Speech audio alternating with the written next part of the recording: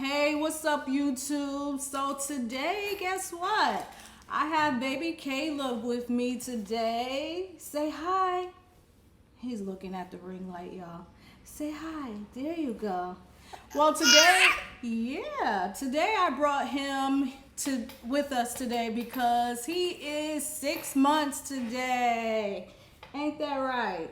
The big 6 months. Yes. So he's 6 months, and today we had to do our Wednesday watch day. So Caleb is going to be with us on this video today. I know you guys probably missed him and was wondering if I was going to ever really bring him back. And here he is. He's just amazed by this ring light, y'all. I don't know why. He's like, it's so bright. But yes, I hope you guys enjoy.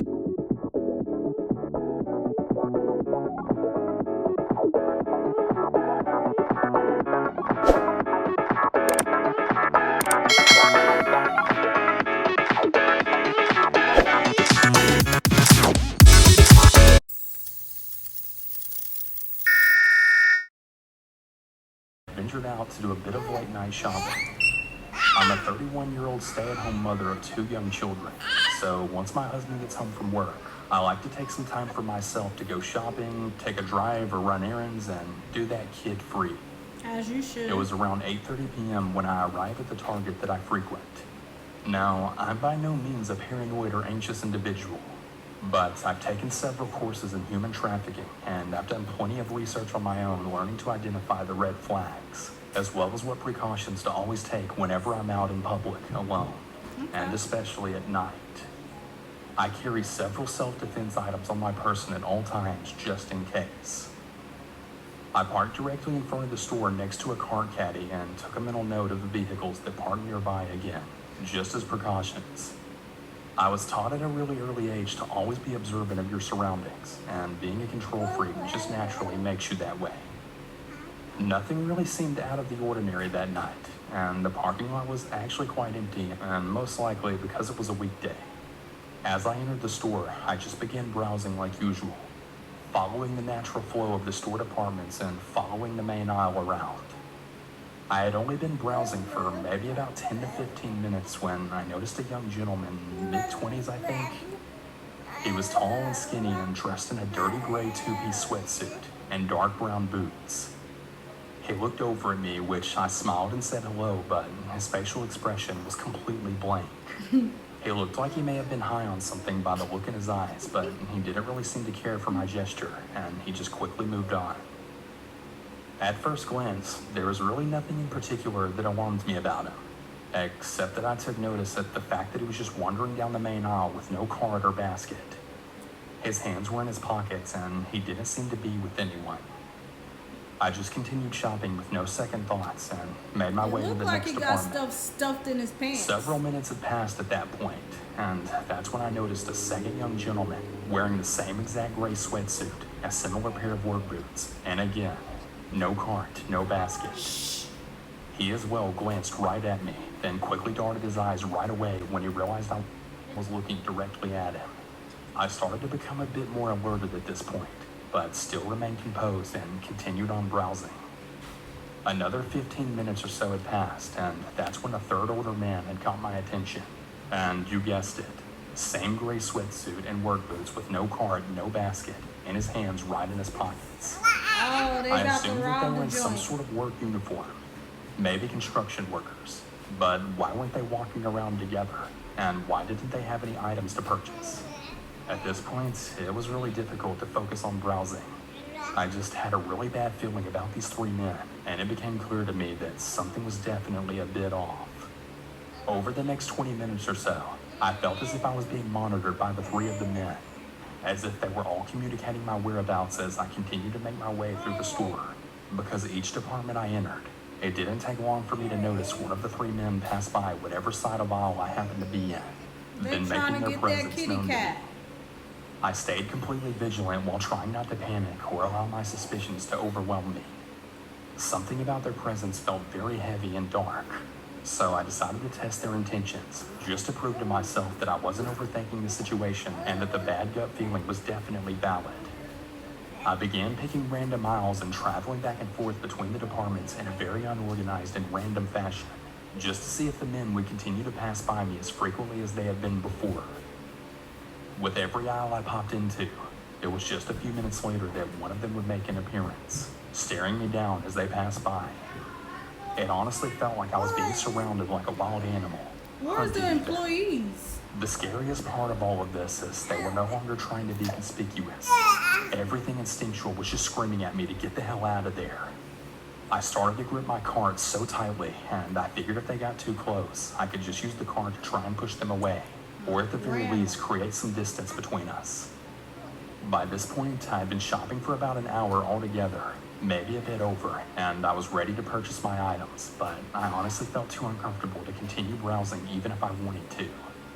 The men had been following me that whole time, and I was starting to become more annoyed if anything. Something that I want to add is the store was pretty empty around this time. One of the main reasons that I really like shopping at night, but that made this particular situation even more unsettling than it already was. Two preteen girls were wandering around by themselves, which quickly caught my attention because the men had bypassed them as well, making similar advances. But of course, the young girls were seemingly oblivious. So I quietly and quickly got their attention and asked them to go find their parents and stay with them, trying not to freak them out. At this point, the mother in me was in full-on protection mode. I couldn't imagine having my young children with me this night. Thank God that they were home safe and sound. As I made my way to the checkout, I noticed one of the men coming up from behind me, walking at a quicker pace this time. So I immediately stopped and turned to lock eyes with him as he approached. I'm not kidding.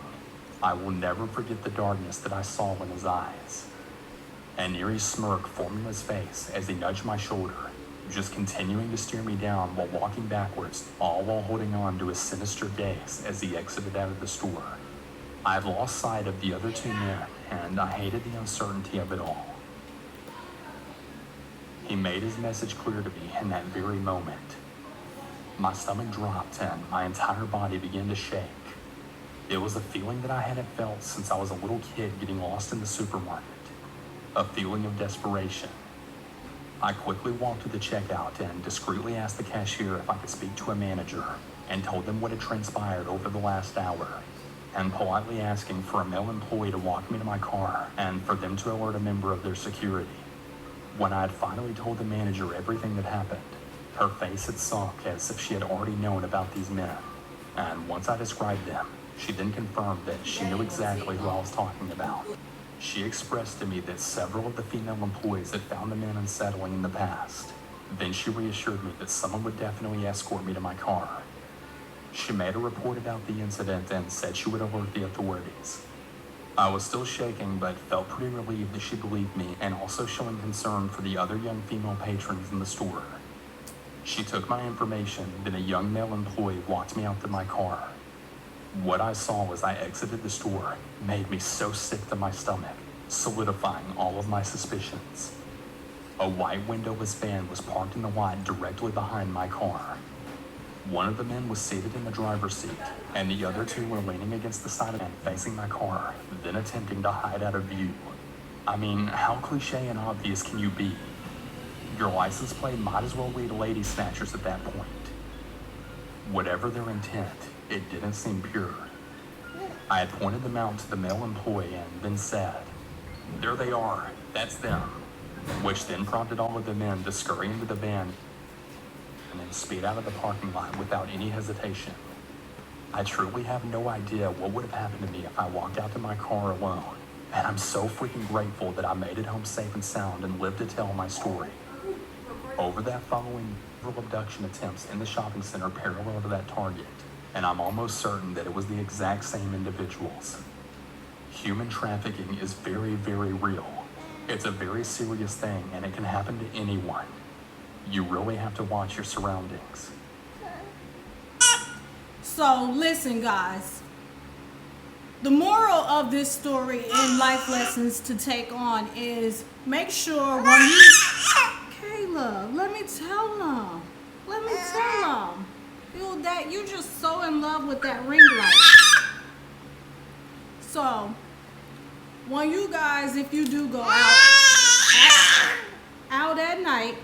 please make sure you do not go out by yourself. And if try to stay together. Like don't try to ever get split up. If it happens, it happens, but try to stay together so you all will be safe,